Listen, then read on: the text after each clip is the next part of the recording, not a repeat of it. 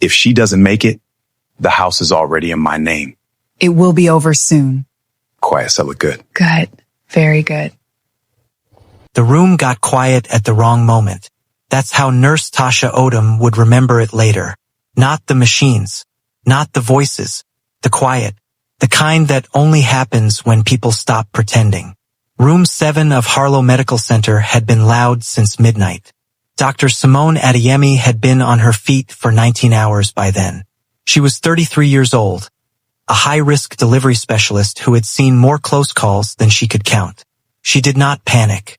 She did not guess. She stayed and she worked and she watched. The patient's name was Briggs, 27 years old, 39 weeks, admitted at midnight with a placental tear that moved faster than anyone had predicted. By 2 a.m, her blood pressure was dropping in the slow, steady way that means the body is making decisions the doctors haven't made yet.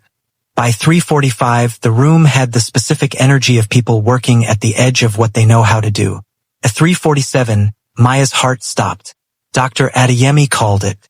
She started compressions. The crash team arrived in under a minute.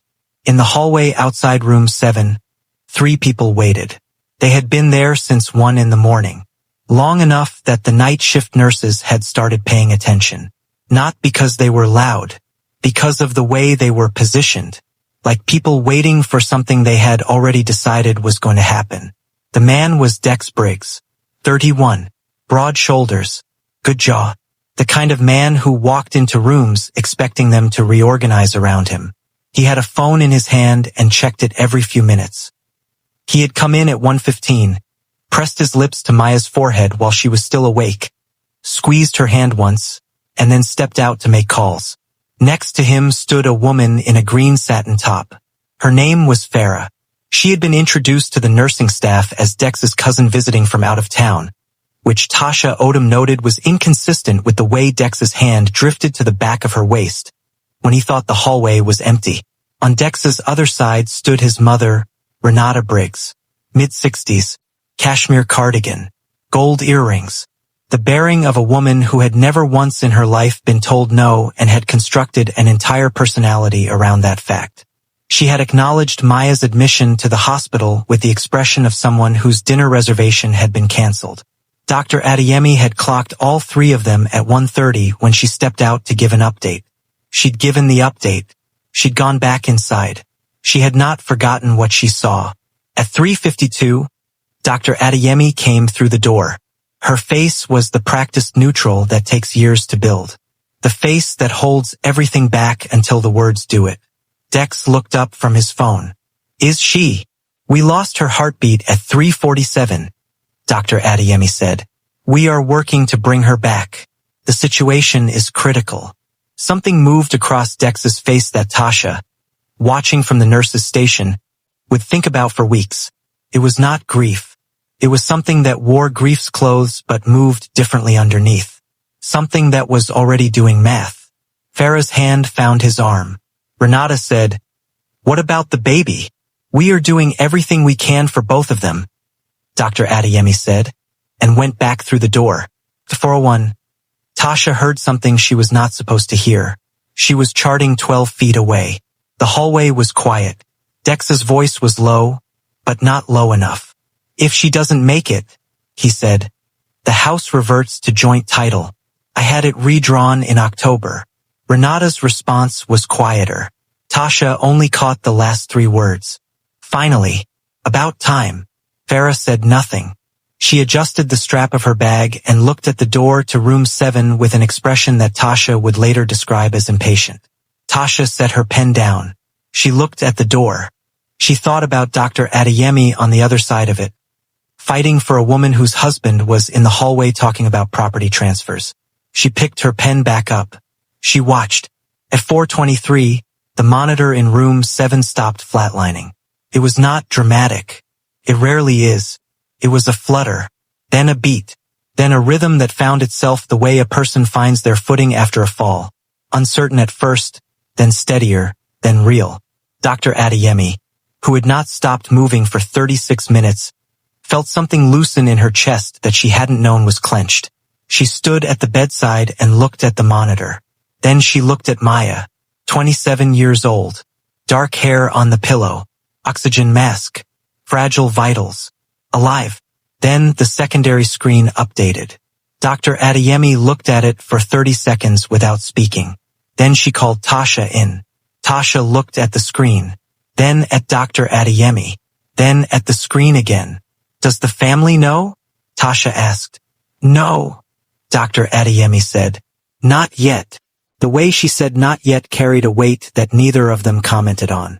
At 4:31, Dr. Adeyemi stepped back into the hallway. Dex looked up. She's alive, Dr. Adeyemi said. 2 seconds of silence. 2 seconds where 3 faces moved from whatever they actually were to whatever they decided to show. Dex said, "Thank God." Correct words. Correct volume. Correct expression. 1 second too slow. Renata said, "When can we see her?" "She's unconscious and needs to remain that way for now," Dr. Adeyemi said. "The situation is still delicate." She paused. "There is something else I need to speak with you about. All 3 of you." She gestured toward the small consultation room at the end of the corridor. The one with the round table and the box of tissues and nothing on the walls. The room where news gets delivered sitting down. Tasha did not follow them in. She wasn't invited. But the consultation room had a window onto the hallway, and she had charting that needed to be done at the station directly across from it. She could see their faces. She couldn't hear the words. She watched Dex receive the information. She watched Farah's grip tighten on her purse strap. She watched Renata's hand go to the gold chain at her throat and stay there. Whatever Dr. Adeyemi was telling them, it was not what they had expected. What Dr. Adeyemi told them was this. Maya Briggs had not been carrying one baby. She had been carrying 2. The second twin, smaller, positioned behind the first throughout the pregnancy in a way that appeared on early scans as a shadow, had been monitored closely since week 21. Both had been delivered by emergency cesarean during the resuscitation. The pressure reduction was the reason resuscitation had been possible at all. Twin A stable, 3 pounds 11 ounces. NICU, breathing with assistance. Twin B stable, 4 pounds 1 ounce. NICU, breathing independently. Both expected to survive. Their mother expected to survive. Dr. Adeyemi delivered this in her careful, neutral doctor's voice. She watched the faces on the other side of the table. Dex's face did something complicated. Not relief rearranging itself. Something else. The look of a man who had been 3 moves deep into a game and just discovered the board had more pieces than he'd counted.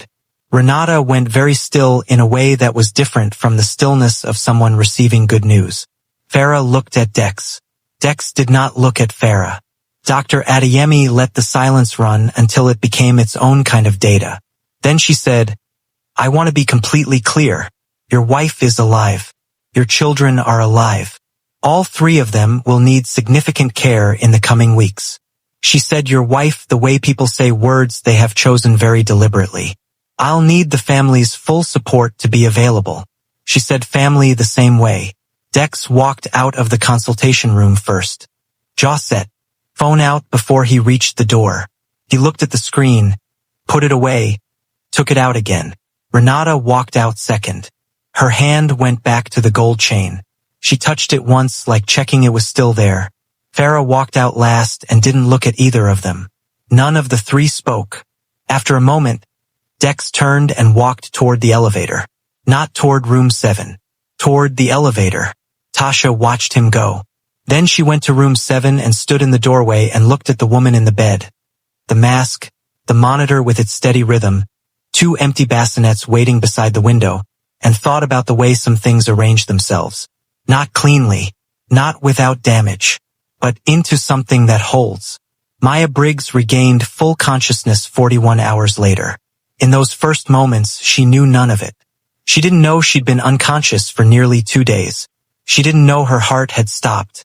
She didn't know about the twins 2 floors up, getting stronger by the hour. What she knew was that Dr. Adeyemi was sitting beside the bed. Not standing. Sitting. Later, Maya would say that was the thing that told her it was okay before any words were spoken.